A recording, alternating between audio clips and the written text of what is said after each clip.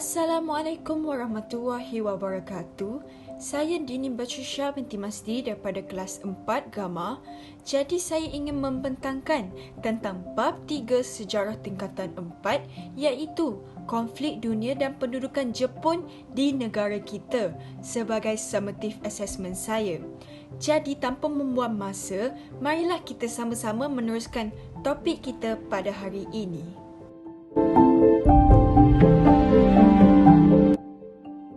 Sedikit sejarah tentang kedatangan Jepun ke negara kita. Serangan bermula di Tanah Melayu pada 8 Disember 1941 dan serangan terhadap Sabah dan Sarawak pada 16 Disember 1941. Serangan ini bertujuan untuk memenuhi keperluan ekonomi dan kepentingan strategik ketenteraan akibat sekatan ekonomi oleh bersekutu. Jepun juga menggunakan propaganda semangat Asia dan Asia untuk orang Asia. Hal ini juga untuk menanam semangat anti penjajah barat dan menonjolkan imej Jepun sebagai pembela negara Asia. Faktor kedatangan Jepun ke negara kita terbahagi kepada dua, iaitu eksploitasi sumber bahan mentah dan kepentingan strategik ketenteraan. Jadi kita beralih kepada eksploitasi sumber bahan mentah terdahulu. Jadi Jepun ingin mengeksploitasikan kekayaan bahan mentah di negara kita untuk keperluan perindustrian, ekoran pembaharuan Meiji dan operasi ketenteraan Jepun.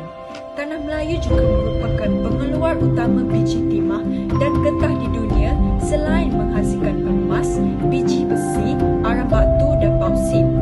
Sasaran utama Jepun di Sarawak untuk mendapatkan sumber minyak terutamanya di Miri dan Lutung. Pendudukan Jepun terhadap negara kita merupakan sebahagian daripada rancangan menjayakan pembentukan kawasan lingkungan sekemakmuran Asia Timur Raya untuk mengukuhkan ekonomi Jepun. Seterusnya, kita beralih kepada kepentingan strategik ketenteraan. Kedudukan strategik negara kita sesuai untuk ketenteraan Jepun. Di hujung semenanjung Tanah Melayu terletak pangkalan tentera laut British iaitu Singapura. Penguasaan terhadap pangkalan tentera laut tersebut penting untuk membuka laluan penguasaan Jepun terhadap telaga minyak di Sumatera. Penguasaan terhadap Pulau Borneo pula penting untuk menjayakan operasi penaklukan tentera Jepun di Pulau Jawa.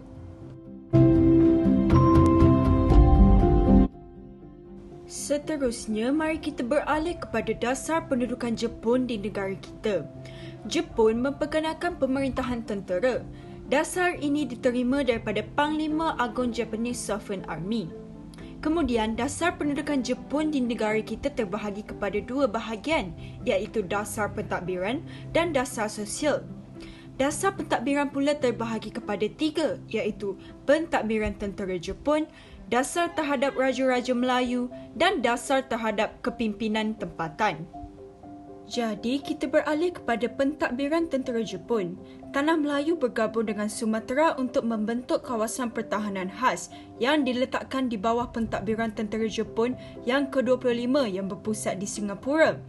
Dipisahkan kerana terdapat perbezaan sistem politik dan ekonomi ketara di bawah British dan Belanda sebelum perang. Sumatera diletakkan di bawah tentera Jepun berpusat di Bukit Tinggi Sumatera, manakala Tanah Melayu diletak di bawah tentera Jepun berpusat di Taiping, Perak. Singapura dikenali sebagai Sionanto iaitu Pulau Cahaya Selatan yang diasingkan dari Tanah Melayu. Tanah Melayu pula dikenali sebagai Malai Baru iaitu Melayu Baru. Perlis, Kedah, Kelantan, Terengganu juga dipindahkan di bawah pentadbiran di Thailand. Sarawak, Sabah, Brunei digabungkan untuk menjadi satu unit pentadbiran dikenali sebagai Kita Borneo dan diketuai oleh Governor General. Manakala untuk dasar terhadap Raja-Raja Melayu pula, Jepun iktiraf kedudukan Raja-Raja Melayu sebagai ketua dalam hal agama Islam dan adat Melayu. Raja-raja juga diberi pencen seperti sebelum perang. Kedudukan Sultan di negeri masing-masing di bawah pengawasan Governor Jepun. Pengiktirafan dibuat semasa persidangan Raja-Raja Tanah Melayu dan Sumatera di Singapura pada Januari 1943. Untuk dasar terhadap kepimpinan tempatan pula, pentadbiran tentera Jepun memberikan peluang kenaikan pangkat kepada pemimpin tempatan yang berpendidikan dan berpengalaman ke jawatan yang lebih tinggi.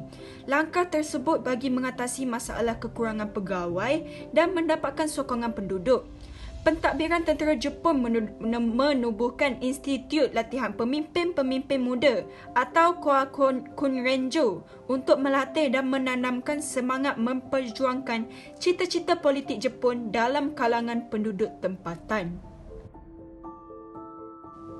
Kemudian, pada dasar ekonomi pula, akibat kemelesetan ekonomi, pentadbiran tentera Jepun melaksanakan sistem ekonomi kawalan. Rancangan pengeluaran 5 tahun dan jawatan penyelidikan bahan diperkenakan untuk mengawal selia pelupusan barangan dan membuat penyelidikan kegunaan baharu bagi sumber tempatan. Rancangan perindustrian 5 tahun diperkenakan untuk membangunkan industri tempatan dan memastikan penggunaan optimum daripada peralatan dan kemudahan sedia ada. Mata wang Jepun dicetak menggantikan mata wang yang digunakan oleh British. Kita beralih kepada dasar sosial pula yang terbahagi kepada 4, iaitu pendidikan, sikap Jepun terhadap agama, catuan dan penghasilan makanan serta layanan terhadap penduduk. Jadi, untuk pendidikan, Jepun bertindak menutup sekolah Inggeris dan Cina. Terdapat bangunan sekolah tersebut digunakan untuk keperluan pentadbiran tentera Jepun. Sistem persekolahan Jepun diperkenalkan untuk membentuk semangat persaudaraan sejagat iaitu Hakko Ichiu, mencapai teknologi industri, meningkatkan disiplin dan menerapkan nilai Jepun. Tentera Jepun berusaha untuk memupuk nasionalisme Asia, menghapuskan pengaruh Barat dan menanam kesetiaan kepada Jepun melalui bidang pendidikan. Kemudian, sikap Jepun terhadap agama. Bagi membentong kegiatan penentangan terhadap pendudukan Jepun, tentera Jepun menghormati agama Islam dan adat Melayu serta tidak campur tangan dalam adat resam tempatan. Kelas pengajian Al-Quran dan sekolah agama juga diteruskan semula. Majlis Agama Negeri dibentuk dan persidangan agama Islam diadakan di Singapura dan Kuala Kangsar. Bagi catuan dan penghasilan makanan, pentadbiran tentera Jepun memperkenalkan Ordinan Kawalan Barangan dan bahan penting untuk mengawal bekalan barangan akibat kekurangan makanan. Catuan makanan dikuatkuasakan untuk mengawal penjualan barangan keperluan asas seperti beras, garam dan gula. Pentadbiran tentera Jepun juga menggalakkan penduduk menanam bahan makanan sendiri melalui kempen tambah lebih banyak makanan untuk mencukupkan makanan dalam negeri. Keperitan hidup menjadikan penduduk negara kita lebih kreatif dalam kehidupan. Mereka berdikari dan menghasilkan ciptaan baharu berasaskan bahan tempatan untuk kelangsungan hidup seperti menghasilkan tempe daripada biji getah. Akhir sekali, layanan terhadap penduduk. Pentadbiran tentera Jepun memberikan layanan berbeza-beza mengikut kaum berdasarkan kepentingan tentera Jepun. Tentera Jepun memberikan layanan baik kepada orang Melayu serta pribumi lain yang bekerjasama dengan Jepun. Tentera Jepun bertindak sedemikian untuk mendapatkan sokongan masyarakat pribumi bagi melincirkan pemerintahan. Selain itu, tentera Jepun membantu orang India menubuhkan tentera kebangsaan India di Tanah Melayu dan Borneo Utara di bawah pemimpin Subhas Chandra Bose. Orang India digalakkan menyertainya untuk kemerdekaan negara India. Layanan sedemikian bertujuan bagi mendapatkan kerjasama orang India dalam rancangan tentera Jepun menguasai negara India. Bagi orang Cina pula, tentera Jepun memberikan layanan yang sangat kejam kepada mereka lanjutan permusuhan daripada Perang Cina-Jepun. Orang Cina juga dipaksa membayar sejumlah wang sebagai hukuman penentangan mereka terhadap Jepun semasa Perang Cina-Jepun. Masyarakat berbilang kaum di negara kita mengalami kesengsaraan dan pengalaman pahit akibat kekejaman tentera Jepun. Kaum Cina mengalami kesengsaraan lebih teruk berbanding dengan bangsa Melayu, India serta pribumi di Sabah dan Sarawak. Landasan kereta api maut adalah antara bukti kekejaman pentadbiran tentera Jepun. Terdapat orang Melayu, Cina dan India yang dipaksa menjadi buruh membina landasan kereta api. Dalam pembinaan landasan kereta api tersebut, ramai yang terkorban akibat kerja berat, kekurangan makanan dan ubat-ubatan, pelbagai jenis penyakit serta suasana buruk di tempat kerja.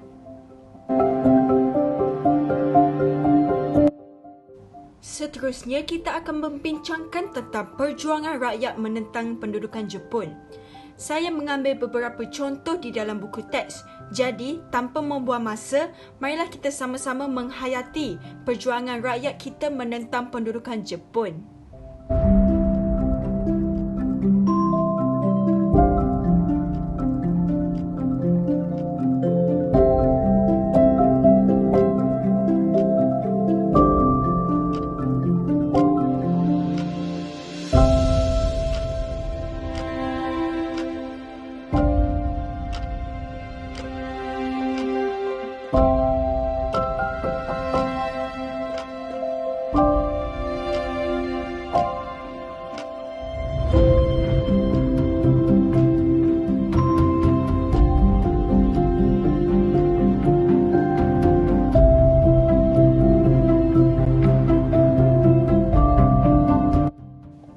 Perkembangan gerakan nasionalisme tempatan semasa pendudukan Jepun terbahagi kepada 4, iaitu perkembangan semangat anti penjajah, perjuangan menuntut kemerdekaan di kalangan orang-orang Melayu, kesedaran politik di Sabah dan kesedaran politik di Sarawak. Perkembangan semangat anti penjajah bermula apabila pendudukan Jepun di Tanah Melayu berlaku ketika kesedaran nasionalisme mula berkembang.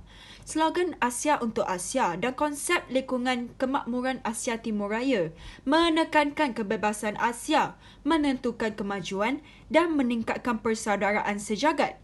Selari dengan perjuangan nasionalis seperti Kesatuan Melayu Muda KMM.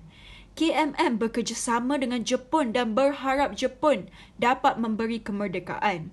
Kejayaan tentera Jepun mengalahkan British menyedarkan orang tempatan bahawa orang Asia mampu mengalahkan orang Eropah yang dianggap kuasa besar. Kemudian, perjuangan menuntut kemerdekaan di kalangan orang Melayu. Tentera Jepun membebaskan nasionalis Melayu iaitu ahli KMM yang dipenjarakan oleh British. Jepun memberi ruang kepada KMM untuk dapatkan sokongan masyarakat tempatan.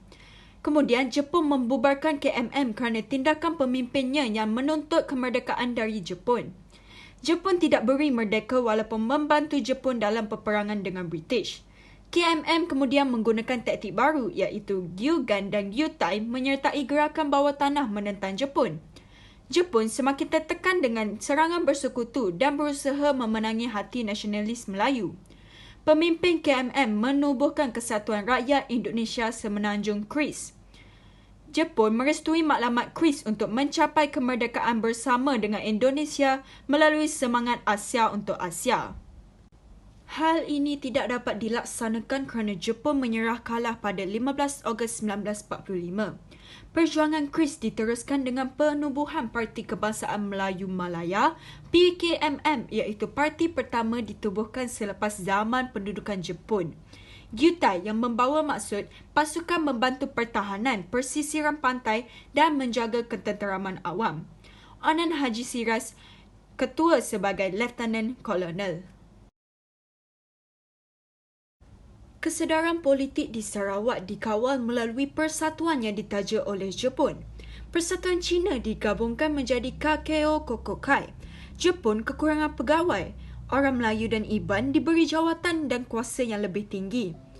Pemimpin tempatan menjadi pegawai daerah ialah Abang Haji Openg, Empenik Adam dan Satem. Ianya memberi kesedaran dan keyakinan kepada pegawai tempatan untuk menjalankan tugas penting. Dan ia menjadikan pribumi Sarawak lebih yakin untuk berkerajaan sendiri selepas Perang Dunia Kedua. Kakeo Kokokai ialah Persatuan Cina Seberang Laut Anjuran Jepun. Gabungan persatuan Cina yang merangkumi dialek daerah dan nama keluarga di bawah satu pertubuhan. Ianya diasaskan di Kuching dan mempunyai cawangan di bandar utama yang didiami oleh orang Cina seperti Sibu. Kemudian, kesedaran politik di Sabah. Pendudukan Jepun memberi kesedaran politik masyarakat Sabah.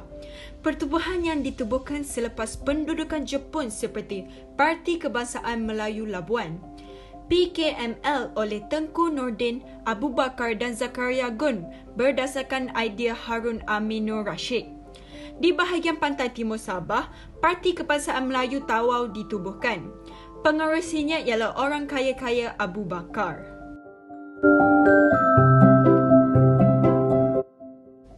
Kesan pendudukan Jepun terdapat pada kesan positif dan kesan negatif.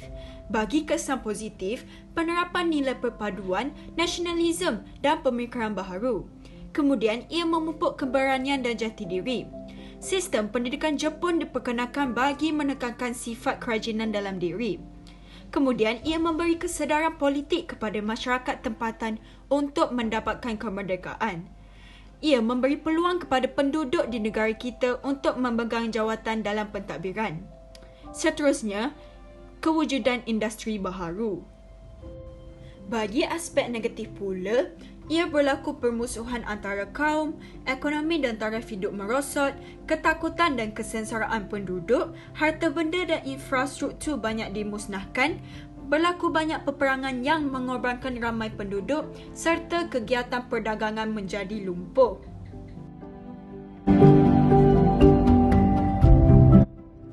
Sebagai seorang warga negara Malaysia, kita seharusnya berusaha dengan sepenuh hati untuk mempertahankan perpaduan dan kedaulatan negara yang sedia ada daripada kuasa asing dengan mengamalkan semangat kerjasama antara rakyat yang berbilang kaum agar negara ini sentiasa aman.